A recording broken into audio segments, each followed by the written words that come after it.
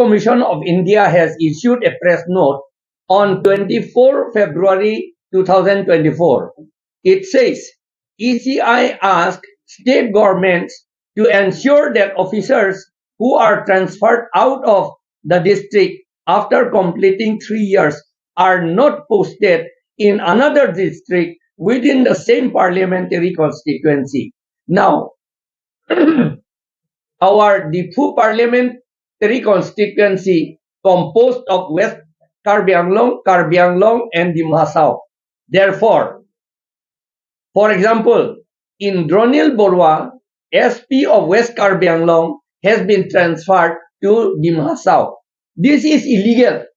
It is the violation of the order of the Election Commission of India. Therefore, not only in Indronil Borwa, there are so many police officers